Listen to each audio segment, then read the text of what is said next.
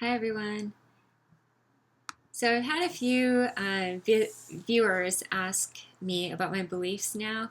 Um, about now that I'm out of Jehovah's Witness religion, what do you believe in now? And so that's what I'm going to talk about today.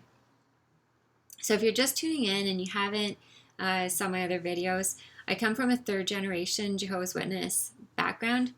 I was born into it. And I was a faithful Jehovah's Witness for 35 years of my life. So when I left that religion, when I came out of that religion, um, it was I think one of the greatest things of coming out of it is actually being able to explore other thoughts with an open mind and really being able to open my mind in a way that I never was allowed to as a Jehovah's Witness. Because as a Jehovah's Witness, so much of the information that is given is right from the society, the organization, where they do all the research, and we're so thankful that they have done all the research. But we don't realize, when you're a Jehovah's Witness, you don't realize that it's actually a very filtered version of the reality. So I've learned a lot of things since leaving. Once you get, and then the other thing is, so as as I was fading, and as if you can relate to this as a exJW, if you are, but as you fade out of the religion, there's a lot of fear that's placed on us as you're going to be labeled an apostate, right? And so this label of apostate is the Jehovah's Witness organization label that they put on anyone that doesn't believe what they believe, or they question what they believe. They question anything the organization has said. So if you actually ask any questions that are, quite questionable as to the history of what they're are putting out in publication and all that kind of stuff, reading anything that doesn't come from the organization is also viewed as apostate. So yeah, once you get past that, when you're fading, it's a really important point, because that is where you can open up your mind and just like, okay, I'm allowed to read what I want to read and view what I want to view and have the free will that they actually talk about. Now you can actually do that. So I went through that, and that was quite a mind-opening experience itself. And by the way, I don't call myself an apostate. No, air quotes, because I don't believe in using that label to say who I am. That's definitely not. I don't play into that game of the organization. So, all right. So when I started waking up, one of the first things that I started questioning was actually prayer. I had somebody say, like, Jehovah won't be with you because you're not going to the Kingdom Hall. You're not going to meetings. And really, I was just taking a break. Had so much going on in my life right then. So I wasn't actually planning on leaving the religion at that point. It was more of just like I had to have a break. There was a lot of stuff happening in my life. So, anyway, but I was getting some pressure from friends and family saying, you got to get back to the meetings, you got to get back to the Kingdom Hall. That's where Jehovah's Spirit is, and all that, and that, yeah, because that's where you get built up and these kind of things. So, but then I got thinking, well, if I'm not going to the Kingdom Hall, is he going to answer my prayer? Like, is it pointless for me to pray and not be like going through the hoops, kind of what you're supposed to be doing as a JW? So that was one of my questions. But then I was thinking too, and I thought of this for a while, but I wouldn't dare talk to anybody about it, because I was so scared that I'd get disfellowship for even thinking this. So, but I'm going to share it now because I don't have that fear of displeasing humans. It's so anyways, I'll share. So my thought was around how in Western societies we pray and we thank God every time something good happens to us, right? I just prayed I got my job. I prayed that my grandpa's going to get better, and he did. I prayed for my own health, and I got better as well. So, God is really answering all our prayers over in the Western culture, North America and such. But my thought process was, what about these other countries on the other side of the world that's all they do is pray so that they can find water for the day, or they can find food for the day. That's all they do is pray, and yet their kid just died, and they just got cholera, or they got like another disease, or like it's really horrible. So I was like, I don't understand. Like if God's answering our prayers so well, what's going on with these other countries? Like here, we're pretty privileged society, culture in North America, Western culture, you know, but yet all these bad things are happening in other countries, and they're praying their butts off, right? And they're not getting answered. So what's going on? So I know you're gonna have your own comments about that, but that's okay. So that was one of the things that I was thinking. But what was a turning point for me was I had this uncle, or still have this uncle, but he was fading at the time too, and I didn't really realize that. And we were at my grandparents' place, and who are very strong, special pioneers, elder. My whole life they've been like the super JW, right? And so we were at their place, and it was just myself, my uncle, and my grandparents. And my uncle actually, he started saying these things to my grandparents about how, basically just what I said. My mind was like blown, because here we're all JWs.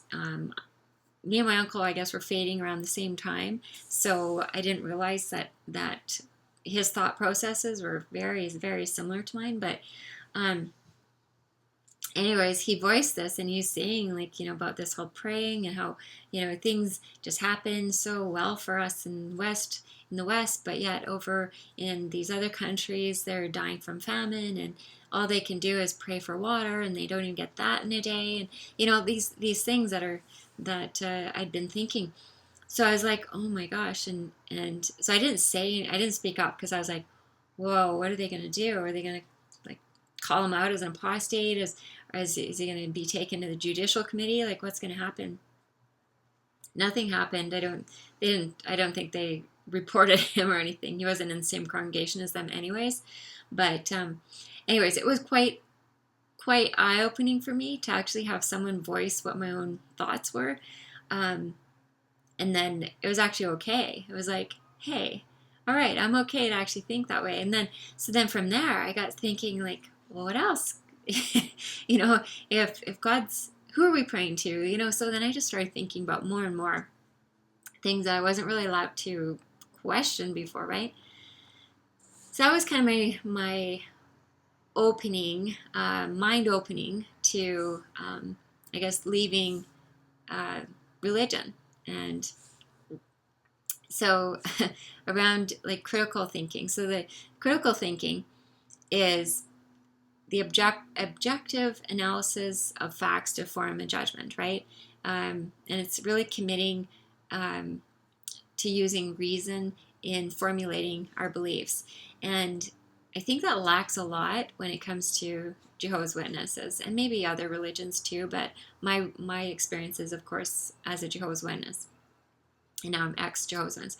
But so that critical thinking point is so lacking as a Jehovah's Witness, because we're given all the information. We're so happy to have all this information given to us from the organization. They've done all the research, so and they keep us so busy, us as in Jehovah's Witnesses, speaking on that.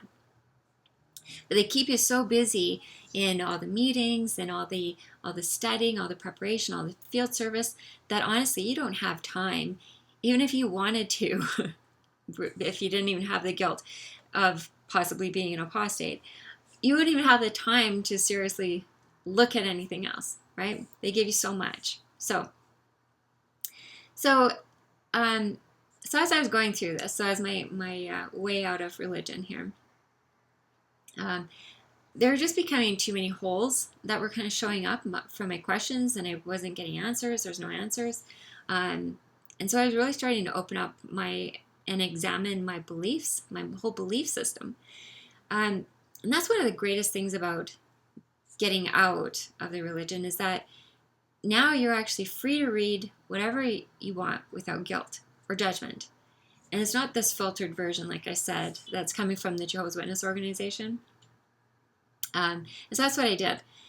And so it was really important to me to really look at belief systems and history of beliefs.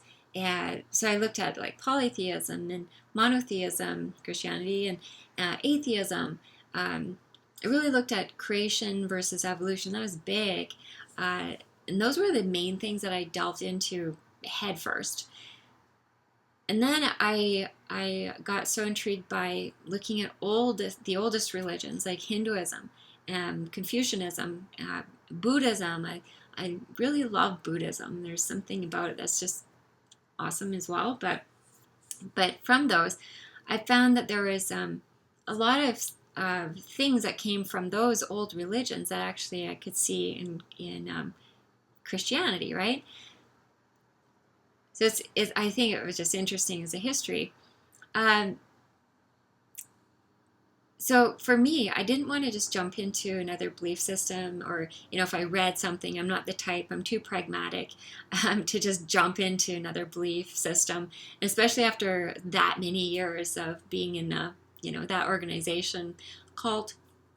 But being in that organization where your mind has just been like this, and now I have a chance to let's go, let's really I was just reading everything. I was going, I loved it. And I still do. I'm constantly reading. I think it's so important to constantly taking in knowledge and such, but really educating yourself. So I didn't just jump into anything, even if I did like Buddhism quite a lot, but it's still, I'm just not into any type of organized type of religion anyways. And then it comes down to, what are you really believing in? What are you worshiping? Are you worshiping? And so I really I've gone through a whole paradigm shift of beliefs, going from monotheism, and now I am atheist. So I'm on the atheism spectrum of things. So quite a paradigm of shift of thinking for sure.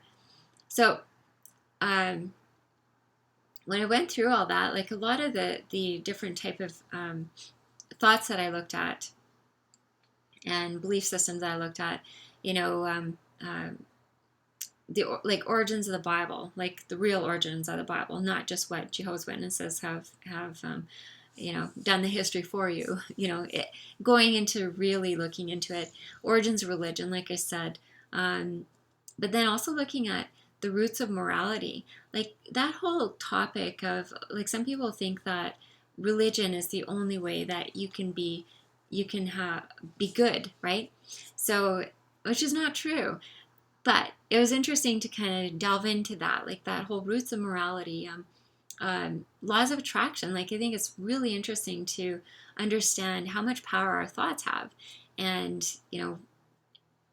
there's a whole other topic about this, but that whole topic of our thoughts, and our thoughts mean something, and our thoughts do something. There's actually energy behind them. They've done studies, and there's science behind it.